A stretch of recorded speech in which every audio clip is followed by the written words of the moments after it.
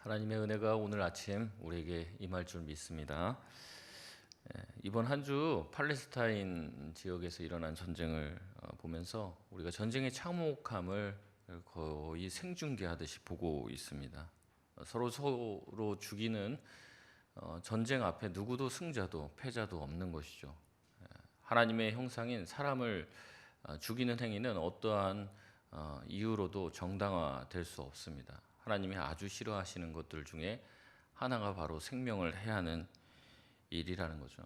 그렇기 때문에 여러분, 이런 전쟁들이 지금도 계속 여기저기에서 벌어지고 있는데 이 전쟁이 사라질 수 있도록 여러분, 내 삶의 어떤 문제들만이 아니라 또 하나님의 또 형상으로 지음받은 인간들이 하나님이 주신 생명을 잘 영위해 나갈 수 있도록 기도해 주실 수 있길 바랍니다. 그리고 우리가 누리고 있는 평화에 대해서도 참 감사하게 생각하는 시간들이 되었습니다. 외국에서는 우리나라의 어떤 안보라든지 또 전쟁 위협에 대해서 굉장히 걱정을 많이 하는데 사실 저희들만 천하태평하죠. 뭐 미사일 날아다니든지 쏘든지 뭐 그런가 보다 하고 있는데 사실상 오늘 당장 전쟁이 나도 이상할 게 없는 게 우리나라의 현실입니다. 북한의 뭐 장사포라든지 이런 것은 로켓보다도 더 빠른 속도로 우리나라의 수도권을 타격할 수 있는 준비가 늘 되어 있는 것이죠. 그렇기 때문에 우리가 누리고 있는 평화는 그냥 뭐 공기처럼 너무나도 우리에게 자연스럽기 때문에 거기에 대해서 감사할 줄 모르는 때가 많이 있지만 우리의 삶에 누리는 평화가 하나님께서 주시는 평화라는 것을 알고 또한 감사할 수 있는 여러분 되시길 바랍니다. 또 뭐 그런 전쟁의 위협뿐만 아니라 나는 그런 전쟁이 아니라 총성 없는 전쟁을 하고 있습니다. 난 집에서 또 우리 직장에서 뭐 정말 전쟁 같은 삶을 살고 있습니다. 차라리 그래서 젊은 사람들 중에서 그런 얘기들도 하죠. 전쟁이라도 났으면 좋겠다. 그냥 확 한번 진짜 나라가 이제 뒤집혀졌으면 좋겠다. 그런 자조 섞인 말을 하는 사람들도 있을 정도로 또 피폐하고 어려운 삶을 또 전쟁 같은 삶을 살고 있는 그런 많은 분들도 있습니다. 그 모두에게 정말로 예수님이 주시는 그런 참 평화가 임할 수 있기를 기도할 수 있는 저와 여러분 다 되시길 바랍니다. 오늘 말씀도 어떻게 보면 그 연장선이라고 할 수 있습니다. 지난주 말씀을 통해서 복음이 먼저는 유대인에게 주어졌다는 것을 확인했습니다. 그런데 그 유대인이 복음을 받아들였습니까? 거부했습니까? 거부했죠. 그래서 그 복음은 이방인에게 갑니다. 그래서 이방인들이 그 복음을 받아들이는 모습을 보고 유대인들이 질투가 나서 다시 한번 복음에 대해서 관심을 가지고 복음을 받아들이려고 하는 마음을 가지게 돼서 결국에 이방인도 유대인도 하나님이 구원하시려고 하시는 큰 그림 가운데 구원의 역사가 진행되고 있다. 사도 바울이 그렇게 말했다는 것을 이야기했습니다. 누군가는 그 이야기를 사도 바울의 얘기를 들으면서 얘기하는 거예요. 복음을 거부한 유대인들을 향한 하나님의 심판이 임한 것이냐, 하나님이 사랑하시는 그 백성들을 버리신 것이냐라고 말하기도 하지만 그 모든 것은 사실이 아니라 하나님이 유대인도 이방인도 사랑하시기 때문에 그들 모두를 구원하기 위해서 유대인들이 지금 복음을 거부하는 행위를 하나님은 돌리고 돌려서 하나님의 놀라우신 온 인류를 구원하시려고 하시는 하나님의 구원 계획이 진행되고 있다라고 이야기했습니다. 그 다음 나오는 본문의 구절이 오늘 우리가 읽은 본문의 내용입니다. 13절부터 사도 바울은 자신이 이제부터 말하는 내용은 유대인이 아닌 이방인을 향하는 말이라고 이야기합니다. 어떻게 보면 앞의 내용들은요 다 유대인들을 책망하는 내용인 것 같아요. 너희들이 자꾸 율법으로 할례로 구원받을 수 있다고 하는데 구원은 그런 식으로 주어지는 게 아니라 믿음으로 주어진다라고 이야기를 하면서 그들의 구원관이 잘못됐다. 유대인들이 잘못됐다. 유대인들이 교만하다. 복음을 거절했다. 이런 얘기를 계속하면서 유대인들을 공격하는 듯한 말을 합니다. 그래서 사도 바울도 계속해서 뭐라고 얘기합니까? 내 고륙의 친척, 내 형제요. 얘기하면서 내가 그들을 공격하는 게 아니라 너희들을 생각하고 사랑하는 마음으로 하는 것이다라는 것을 쭉 얘기했어요. 근데 오늘 본문 말씀도 시작하면서 묘한 분위기를 풍깁니다. 이방인들을 향해서 내가 너희에게 이방인들에게 지금부터 하는 말이다. 그러면서 뭐라고 얘기합니까?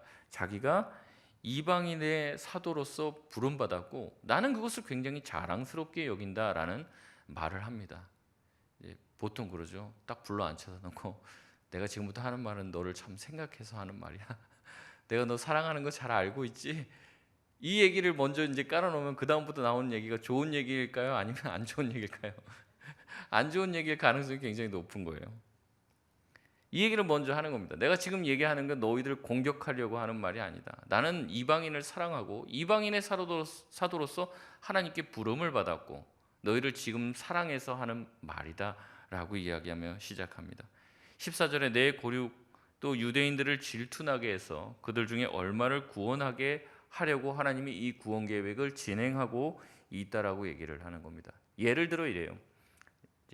저의 얘기가 아닙니다. 저의 얘기로 상상하고 그렇게 생각하시면 안 됩니다. 두 자녀가 있는데 첫째 자녀는 아빠를 사랑하지 않아요. 근데 둘째 자녀는 아빠를 사랑합니다. 근데 아빠의 입장에서는 두 자녀가 다 아빠를 사랑하길 바래요. 그래서 일부러 아빠를 사랑하는 두 번째 자녀를 첫째 자녀가 보는 앞에서 아주 예뻐하고 선물도 주고 뭐 사랑해 주는 거죠. 그것을 보면서 첫째 아이가 질투가 나서 나도 아빠의 사랑을 받고 싶다라는 마음이 들게 하려고, 일종의 질투가 나게 하려고 하나님이 마치 그와 같이 지금 이방인들을 사랑하고 그들을 아껴준다. 그래서 이 첫째 아이도 아빠 품에 안기고 싶다라는 마음을 들게 하려고 했다는 거죠. 그래서 아빠 품에 안기는데 아빠 품에 안길 때 아빠를 사랑해서 안기는 게 아닙니다. 둘째 아이에 대해서, 자기 동생에 대해서 질투가 나서 안기는 거예요. 근데 막상 아빠 품에 안겨보니까 어때요? 그 아빠 품이 좋고 따뜻하고 진작에 아빠 품에 안길 걸 하는 생각이 들게 만들게 하려고 하나님은 이러한 계획을 진행하셨다는 거죠. 15절은요, 원문의 내용과 우리가 지금 번역으로 가지고 있는 성경과 조금 개념이 다릅니다. 우리 15절을 한번 읽어보겠습니다. 시작. 그들을 버리는 것이 세상의 화목이 되거든 그 받아들이는 것이 죽은 자 가운데서 살아나는 것이 아니면 무엇이리요? 아멘. 한번 이 말씀을 자세히 보십시오. 그들을 버리는 것이 세상의 화목이 된다라고 얘기합니다. 그럼 그들을 버리는 것은 누굽니까? 그들을 누가 버리는 거예요? 마치 하나님이 그들 유대인을 버리는 것 같이 얘기를 하고 있습니다. 하나님이 그들을 버렸고 또한 그들을 받아들인다고 하는 것처럼 보입니다. 그런데 원문은 그렇지가 않아요. 영어 성경이 대부분 다 번역을 잘했는데 뭐냐면 이 부분을 그들을 버리는 것에서 그들을 목적으로 얘기하는데 그게 아니라 그들의 그 거절이라고 번역을 합니다. 이게 원문에 더 가까운 번역이에요. 그들이 하나님의 복음을 거절했다는 거죠. 그것이 오히려 어떻게 됐다는 겁니까? 유대인이 복음을 적극적으로 자기들이 주체가 되어서 거절한 것이 세상 전체에게는 유익이 되고 화목이 됐다는 겁니다. 근데 그 모습을 보고 질투가 나서 다시 그 복음을 받아들이는 것은 어떤 것과 같습니까? 죽었다가 다시 살아난 부활과도 같다라고 표현을 하는 것이죠. 유대인들이 복음을 거절함으로 복음이 이방인에게 흘러가 모든 인류, 나머지 유대인을 제외한 다른 인류들에게도 구원의 혜택이 돌아갔습니다. 근데 이 모습을 보고 질투한 유대인들이 다시 복음을 받아들이게 되어서 마치 죽은 자가 부활한 것 같은, 집을 나갔던 탕자가 다시 돌아온 것 같은 기쁨을 누리게 됐으니 하나님 편에서는 이 유대인들이 복음을 최초에 거절하게 된 게 가슴 아픈 일이지만 궁극적으로는 어떤 일이 됐다는 거예요? 모두에게 다 좋은 일이 되었다는 것이죠. 마치 이와 같습니다. 이 요셉의 그 팔려감이, 형들은 악한 마음으로 요셉을 팔았죠.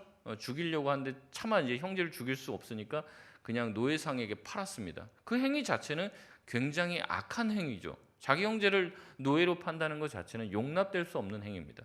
근데 하나님은 그 행위를 통해서 어떻게 해요? 나중에 일어날 흉년과 또 풍년을 대비하게 하시고 이 야곱의 가족들을 보호하셔서 먼저 이 요셉을 보내서 하나님의 구원 계획을 이루시려고 하시는 큰 그림을 그려 나가시는 거죠.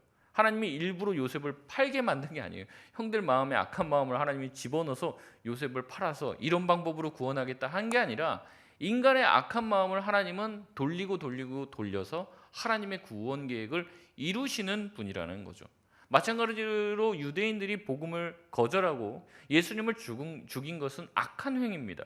근데 하나님은 그 악한 행위를 그대로 놔두지 아니하시고 그것을 흘려보내서 이방인을 구원하시고 이방인이 구원받는 모습을 통해서 다시금 유대인들이 구원을 받게 하려고 하시는 하나님의 계획을 그려나가고 계시다는 거죠.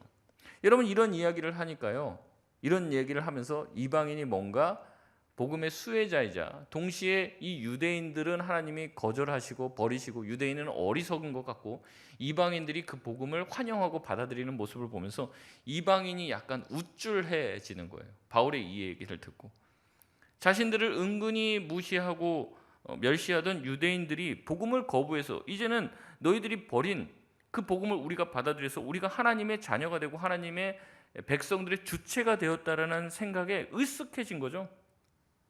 그런 마음을 품고 있는 이 이방인 신자가 로마 교회에 있었던 거예요. 그들을 향해서 바울은 일침을 날립니다. 18절 말씀입니다. 우리 같이 읽겠습니다. 시작. 그 가지들을 향하여 자랑하지 말라. 자랑할지라도 내가 뿌리를 보존하는 것이 아니요 뿌리가 너를 보존하는 것이니라. 아멘. 이방인이 접붙임을 받은 가지라는 표현을 하고 있습니다. 너희는 뿌리가 아니라는 거예요. 뿌리는 이스라엘 백성이 뿌리죠. 그리고 그 이스라엘 백성에서 퍼져나간 수많은 그 이스라엘 백성 유대인들의 많은 자손들이 있습니다. 근데 그들이 복음을 거절함으로 그 원줄기에서부터 원뿌리에서부터 다 가지치기가 된 거예요. 그래서 그 가지치기가 된 자리에 자기들 이방인이 접붙임을 받은 것이라고 표현을 하고 있습니다. 너희가 원뿌리가 아니라는 거예요. 원뿌리인 줄 착각하지 말라는 겁니다. 원래 원뿌리는 이 유대인으로부터 복음이 왔다는 것이죠. 그러니 너희도 교만하면 하나님이 원가지도 교만하고 하나님의 복음의 말씀을 순종하지 않고 받지 않으면 쳐냈다는 겁니다. 그러니 접붙임을 받은 가지야말로 바른 열매, 좋은 열매를 맺지 않으면 그것 또한 치는 것이 뭐가 어렵겠냐. 그러니까 교만한 마음을 가지지 말라고 이야기합니다. 그러면서 20절, 21절에 오늘 본문의 주제와 같은 말씀을 하십니다. 20절, 21절 같이 한번 읽겠습니다. 시작. 옳도다. 그들이 믿지 아니함으로 꺾이고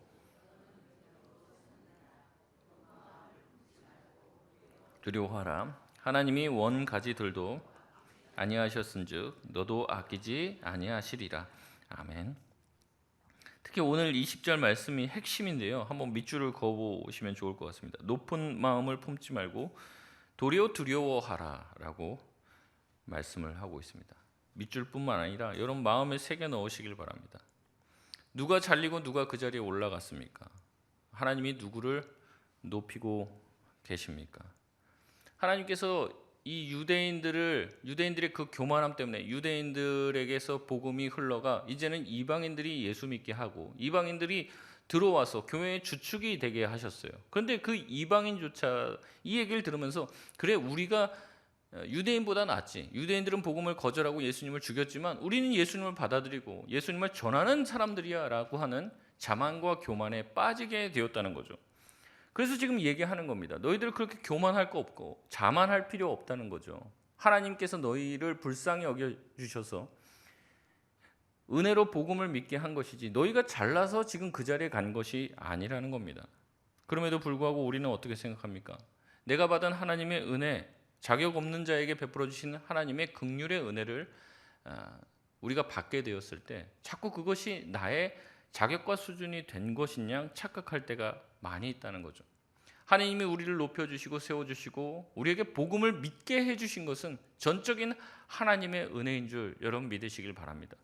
우리가 거기에 보탤 수 있는 것이 아무것도 없어요. 그럼에도 불구하고 내가 예수 믿고 난 다음에는 믿지 않는 사람들을 자꾸 정죄하게 되는 거예요. 제가 이제 신학교를 이제 대학생 때 가게 돼서 학교를 다니는데 학교에서 이제 뭐 맨 수업이 다 그 말씀을 배우는 거죠. 그리고 이제 일주일에 체프를 뭐 4번씩 이렇게 드리는데 가끔은 이제 뭐 수예배도 드리고 그러면 이제 5번씩 드리는데 일주일에 한 번 교회 가다가 뭐 일주일 내내 매일매일 교회 가서 예배 드리는 느낌이에요. 그리고 뭐 정말 우리 한국 교회에 뭐 기라성 같은 분들이 와서 설교를 해준단 말이에요. 그러니까 제가 그 짧은 대학생 1학년, 2학년 그 시절에 굉장히 은혜도 많이 받고 신학적인 지식이나 성경적 지식도 굉장히 커지는 거예요. 근데 제가 그렇게 커지게 돼서 교회에 와서 정말로 하나님의 말씀대로 정말로 더 예배를 잘 드리고 더 교회에 충성하고 그렇게 되냐? 그게 아니더라는 거예요. 오히려 마음이 더 냉랭해져요. 교회 와서 목사님 설교하면 다 판단합니다. 저거는 저거 아닌데 목사님이 신학교 때 공부를 안 하셨나? 자꾸 이런 생각이 드는 거예요. 말씀을 들으면서도. 제가 그 21살 때인 거예요. 20살, 21살 때. 제가 중고등부 교사했는데 앉아있는데 전도사님 설교하는 게 형편이 없더라고요. 왜 저렇게 설교하냐. 제가 오히려 예배 끝나고 공과 공부 시간 앉혀놓고 한 30분을 설교를 했습니다. 애들. 그리고 나름대로 막 마음에 막 불타 올라갔고, 그때는 막 이제 노방전도도 혼자 나가고 막 무당집도 찾아가서 막 무당도 전도해야 된다고 그 뭐 성령의 힘을 힘입어서 막 뭐 마귀도 쫓아낸다고 막 그러고 돌아다닐 때가 있었는데, 그러니까 교회에서 막 늦게 지각해갖고 와갖고 교사한다고 하는데 이제 공과 공부도 준비를 못 해갖고 오잖아요. 그래서 전도사님 앞에서 설교하는데 공과 공부 하고 있어요. 그럼 제가 끝나고 나서 아주 가서 박살을 냈습니다. 그러려면 그만두라고. 지금 그게 교사로서 할 짓이냐고. 막 이러면서 엄청 정죄를 많이 했어요. 그리고 내가 맡은 반 애들은 반드시 내가 예수 믿게 할 거라고 막 붙잡고 1시간 2시간 예수님 믿겠다고 고백할 때까지 그냥 집에를 안 보냈습니다. 마음이 뜨거워지니까 막. 그러면서 얼마나 그렇게 하고, 하나님께서는 딴 사람이 복음을 깨닫는 게 아니라 나한테 복음 깨닫게 하신 것은 나를 향한 놀라운 계획이 있는 것 같아요. 나를 정말 아무래도 빌리 그레함처럼 위대하게 쓰실 것 같아요. 이런 생각에 빠져갖고 전부 다 차는 거예요. 다. 저 사람 예수 안 믿는 것 같아요. 그 교회 다니는 사람 중에 90%는 딱 예수를 모르는 것 같은 느낌이 막 들어요. 지금 저 사람들 다 종교인이고 저 사람들 다 정말 예수 믿는 게 아니고 예배 그렇게 드리려면 다 집에 갔으면 좋겠는데 뭐 이런 생각이 계속 올라오는 거예요. 그 마음을 주체할 수가 없었습니다. 근데 제가 그 대학교 한 2학년 이제 후반쯤에 예수님을 깊이 만나게 됐는데, 그때 예수님을 십자가에서 깊이 만나게 되면서 그게 얼마나 하나님의 마음을 아프게 하고 하나님이 나에게 주신 은혜를 헛되게 만드는 것인지 깨닫게 하신 거예요. 내가 너를 구원하기 위해서 내가 십자가에서 피를 흘렸는데 왜 너는 네가 흘린 것 같이 그렇게 생각하냐.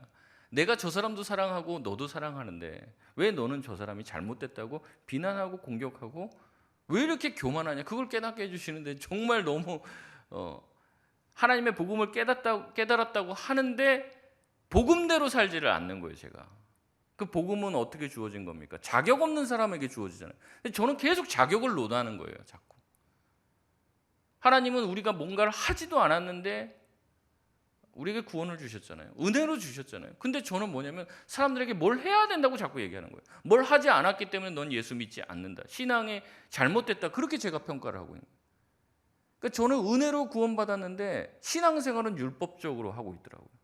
제가 잘못됐다는 것을 깨닫고 하나님 앞에 얼마나 제가 교만했는지 깨닫게 되었습니다. 여러분, 우리는요, 하나님이 조금만 은혜 주시고 조금만 높여주시면 금방 교만해져요. 우리가 열왕기 말씀을 지금 큐티하고 있죠. 여러분, 왕들이 다 어떻습니까? 처음에는 하나님이 정말 먼지와도 같던 사람을 세워주셔요. 왕으로. 하나님도 그렇게 말씀하십니다. 너가 정말 먼지와 같았는데 내가 너를 왕으로 세웠다. 그런데 왕이 되면 어떻게 합니까? 지 맘대로 합니다. 하나님이 거기서 자기들을 세워주셨는데 자기 맘대로 하더라는 거죠. 여러분, 바울은 왜 이 이야기를 심각하게 하며 어떻게 보면 유대인들도 기분 나쁘게 하고 이 이방인들도 기분 나쁠 만한 얘기를 왜 할까요? 여러분, 처음으로 다시 돌아가야 돼요. 이 로마서를 쓴 이유가 뭐냐는 거죠. 로마서가 왜 쓰여졌습니까? 로마 교회 안에 있는 유대인 그리스도인과 이방인 그리스도인 사이에 생겨난 갈등 때문에 그랬다고 말씀드렸습니다. 먼저는 유대인 신자들이 이 로마 교회를 개척했어요. 그래서 유대인 신자 중심으로 교회가 형성이 되었습니다. 그런데 나중에 클라우디우스 황제의 이 추방령으로 인해서 유대인들이 전부 다 로마에서 쫓겨나가게 됐죠. 그러니까 유대인들이 다 빠져나니까 로마 교회에 누가 남아요? 이 이방인 그리스도인들만 남는 거예요. 그래서 이 이방인 그리스도인들이 교회의 주축이 돼서 교회를 끌고 나갔습니다. 힘든 위기와 핍박의 시대를 이 이방인 그리스도인들이 교회의 주축이 돼서 교회를 세워나가고 지켰단 말이에요. 근데 이제 이 추방령이 해제가 되고 다시 유대인들이 로마로 돌아올 수 있게 되었습니다. 근데 유대인들이 돌아와 보니까 어떻게 해요? 교회는 다 이방인들이 장악했어요. 내가 개척하고 내가 세웠는데 딴 사람들이 주인 노릇하고 있는 거예요. 그러니까 어떻게 합니까? 유대인들이 들어와서 그 다음부터 얘기하기 시작하는 거예요. 야, 너네들은 왜 율법 안 지키냐? 너네들 왜 할례를 안 받아? 너네들 예수 믿었다고 그러고 하나님 믿는다고 하는데 왜 구약에 있는 내용들을 왜 지키지 않아? 그 얘기를 하는 거예요. 그러면서 너네들은 뭔가 수준 미달의 그리스도이냐? 너네들은 교회 리더가 될 자격이 없어 라고 얘기하면서 교회의 리더십에 도전하게 되는 거예요. 근데 이 힘든 시기를 보내면서 교회를 바르게 세워나가려고 애썼던 이 이방인 그리스도인 또한 서운한 거죠. 너네가 처음에 교회를 개척했으면 개척했지. 지금 힘들고 어려운 시기에 우리가 버텨나가고 지금까지 교회를 세웠는데 왜 다시 들어와서 분란을 일으키냐 라면서 서로 간에 이 적대적인 갈등 양상이 생겼던 거예요. 자꾸 율법 하지 마라. 바울 선생님이 얘기할 때 믿음으로 구원받는다고 얘기했는데 자꾸 그런 고리타분한 옛날 얘기를 얘기하면서 율법주의자처럼 하지 마라. 복음을 그건 망가뜨리는 거다. 이러면서 서로 대립의 각을 세웠다는 거죠. 여러분, 그래서 이 로마 교회 안에 유대인 신자들과 이방인 신자들 간의 주도권 다툼이 일어나면 교회가 굉장히 혼란하게 된 것이요. 이런 상황에 이 사도 바울이 편지를 쓰는 거죠. 구원은 율법이 아니라 오직 믿음으로 된다. 근데 그 얘기를 하니까 누가 우쭐을 해지겠습니까? 예, 이방인 이제 신자들이 이제 어깨가 으쓱하지. 역시 바울 선생님 우리 편이야. 이제 이러는 거죠. 근데 바울이 얘기하는 거예요. 내가 네 편 내 편이 아니다. 내가 또 이렇게 얘기하면 내가 유대인이니까 유대인 편 든다고 하겠지. 또 유대인들한테 내가 이 얘기하면 너가 이방인의 사도니까 또 이방인 편 든다고 그러겠지. 나는 그런 편이 아니라는 거예요. 너희들에게 복음을 주시고 은혜를 주시고 믿음을 주신 분 누구냐? 다 하나님이지 않냐? 근데 왜 자꾸 너희들이 옳다고 하며 교회의 주도권을 놓고 싸우냐는 거죠. 왜 서로를 멸시하냐는 거예요. 예수 그리스도 안에서 한 가족이 됐는데도 불구하고 왜 서로를 향해 공격하고 이게 부족하다 왜 공격하냐는 거죠. 누가 낫냐, 누가 잘났냐, 누가 못났냐 이거 가지고 싸우는데 여러분 그게 아니라는 거죠. 너희들이나 유대인이나 이방인이나 모두가 다 하나님의 자녀가 되게 하시려고 하는 하나님의 계획 가운데 우리가 하나가 되어야 될 것이라고 얘기하는 거예요. 그러니 어떻게 하라는 겁니까? 높은 마음을 품지 말라고 20절에 말하고 있는 거예요. 쉽게 말하면 뭐예요? 교만하지 말라는 겁니다. 먼저 된 자가 나중되고 나중된 자가 먼저 되니 유대인 너희들이야 교만하지 말라는 겁니다. 새로 접붙임 받은 이방인들아 너희도 교만하지 말라. 하나님이 원가지도 순종하지 않고 말씀에서 어긋나면 가차없이 자르시는 준엄한 분이라면 너희들 또한 교만하면 원가지를 잘라내셨던 분이 접붙임 받은 가지야 더 쉽게 잘라내지 못하겠느냐. 너희도 겸손하라 라고 얘기하며 경고하는 것입니다. 여러분 왜 그렇습니까? 교회의 모든 분쟁의 원인은 바로 이 교만 때문에 그렇다는 겁니다. 신앙은 내가 틀림을 인정하는 것이라고 제가 말씀드렸어요. 내 생각이 틀릴 수도 있다는 것을 가정할 수 있어야 한다는 겁니다. 내가 옳다, 내 생각이 맞다는 이 생각 자체를 버릴 수 있어야 합니다. 우리 안에 있는 불평, 불만, 시기, 질투, 원망 이 모든 것의 뿌리는 교만입니다. 내가 옳다고 생각하는 것이죠. 교회는 이래야 된다. 이게 성경적이다. 성도는 이래야 된다. 예배는 이래야 된다. 기도는 이렇게 해야 된다라고 하는 내 생각. 나는 맞고 남은 틀리다라고 하는 그 생각, 그 교만이 우리 가운데 떨어져 나가지 않는 한 우리는 진정으로 하나 되기가 어렵다는 겁니다. 성경은 계속해서 교만에 대해서 경고합니다. 제가 교만이라고 성경에서 검색을 했더니 뭐 몇천 건이 나와요. 이거 뭐 다 구절을 찾아볼 수 없습니다. 그래도 몇 구절만 찾아보면요. 잠언 13장 10절 말씀은 교만에서는 다툼만 일어날 뿐이라 권면을 듣는 자는 지혜가 있느니라 라고 말하고 있습니다. 전도서 7장 8절에는 일의 끝이 시작보다 낫고 참는 마음이 교만한 마음보다 낫다라고 말하고 있습니다. 여러분 교만은 나쁜 것이죠. 교만은 심지어 죄라고 명시하고 있습니다. 그럼에도 불구하고 성도들 가운데 내가 교만하다고 생각하는 사람들은 찾기 어려워요. 내 안에 교만이 남아있다고 스스로 자기 자신을 돌아보는 사람은 거의 없습니다. 많은 사람들은 자기가 교만하기보다 내가 그래도 겸손하지라고 생각을 하는 사람이 더 많다는 겁니다. C.S. 루이스는 스크루테이프의 편지에서 악마의 속임수를 이렇게 표현하며 묘사합니다. 미덕이란 인간 스스로 그것을 가졌다고 의식하는 순간에 위력이 떨어지는 법인데 겸손의 경우는 더욱 그렇지. 환자의 심령이 진짜 가난해진 순간을 잘 포착해서 세상에 내가 이렇게 겸손해지다니 라는 식의 만족감을 슬쩍 밀어넣어라. 그러면 그가 그 즉시 교만, 자신이 겸손해졌다는 교만이 고개를 들게 될 거야. 그러니까 우리가 이렇다는 겁니다. 어떤 노숙인을 만약에 도와준다고 해봅시다. 노숙인을 도와주면서 무슨 생각을 한다는 거예요? 나는 저런 노숙인을 도와주는 사람이다라고 하는 교만이 들어온다는 거예요. 그런 행위 자체가 내가 무슨 화장실 청소를 한다. 그럼 나는 이렇게 교회에 허드렛 일을 하는 사람이야라는 교만이 그 순간 우리 마음 가운데 들어오게 된다는 겁니다. 우리가 어려운 일, 굳은 일을 도맡아 하게 되면요, 우리 마음에 그 마음이 들어오는 거예요. 내가 남들 안 하는 이런 것을 하는 겸손한 사람, 이렇게 내가 충성스러운 하나님의 백성이라는 교만이 순식간에 우리 마음에 밀고 들어와 그 일을 하지 않는 다른 누군가를 정죄하는 마음에 이르게 된다는 겁니다.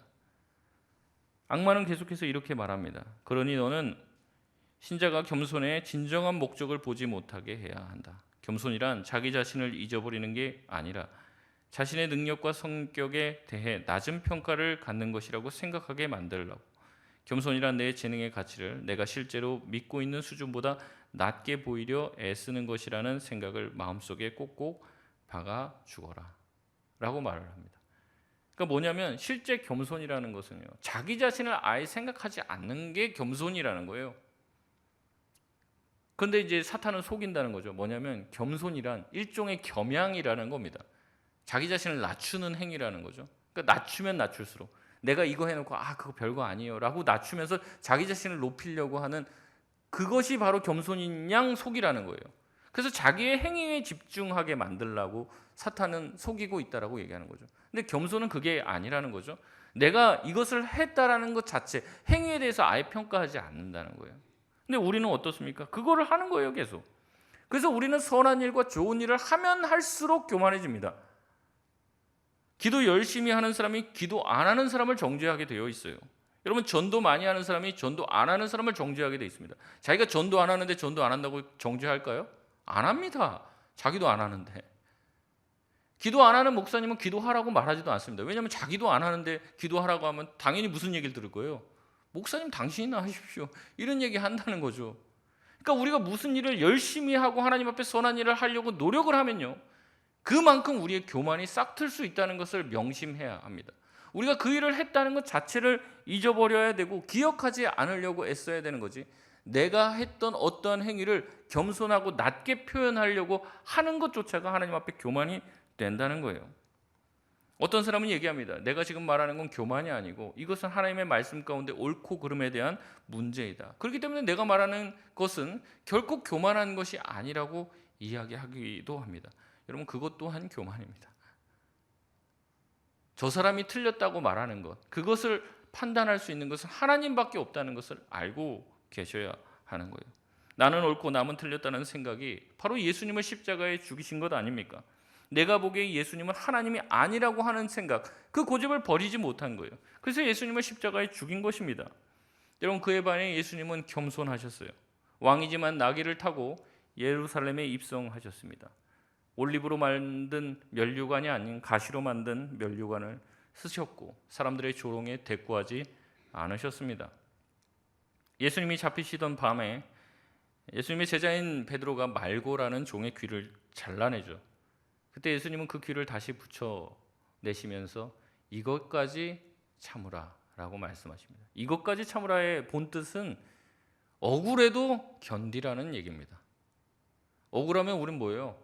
변명하고 싶고 증명해내고 싶습니다. 그러나 예수님은 그것까지 참으라고 말씀을 하십니다. 예수님은 내가 지금도 한마디만 하면 12군단이나 되는 천사를 동원할 수 없는 줄 아느냐?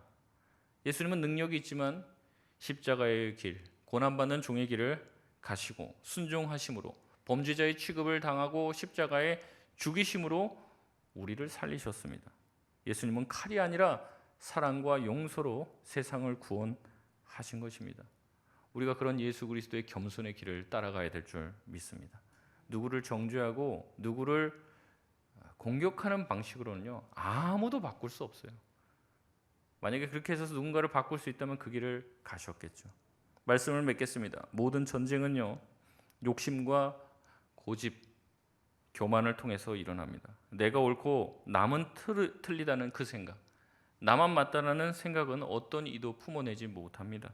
로마 교회 안에서도 이 문제가 심각했어요. 그리스도 안에서 하나가 된 공동체임에도 불구하고 이방인 그리스도인과 유대인 그리스도인은 서로 나뉘어져서 서로 자신들이 교회의 주도권을 쟁탈하려고 내가 맞고 너는 틀리다라고 하는 생각으로 그들의 교만 가운데 갈라지게 되었습니다. 이것을 가장 기뻐하는 것은 누굴까요? 사탄입니다. 사탄. 그래서 우리 마음에 누군가를 정죄하고 공격하고 잘못됐다고 생각하거나 어떤 사람의 말과 행동이 내 안에 분노를 일으키게 된다면 우리는 잠깐 멈춰야 돼요. 잠깐 멈춰요. 이게 나의 교만이 아닌가? 이게 내 우상이 아닌가? 우리가 가져야 될 마음은 교만한 마음이 아닙니다. 바로 예수 그리스도의 마음인 줄 믿습니다. 빌립보서 2장 5절에서 8절 말씀은 이렇게 말합니다. 너희 안에 이 마음을 품으라. 곧 그리스도 예수의 마음이니 그는 근본 하나님의 본체시나 하나님과 동등됨을 취할 것으로 여기지 아니하시고 오히려 자기를 비워 종의 형체를 가지사 사람들과 같이 되셨고 사람의 모양으로 나타나서 자기를 낮추시고 죽기까지 복종하셨으니 곧 십자가에 죽으심이라. 우리 자신을 죽일 수 있길 바랍니다. 내 생각과 내 마음을 죽여내고 그리스도의 마음을 담아내 그리스도를 닮아갈 수 있는 저와 여러분 다 되시길 주의 이름으로 소원합니다.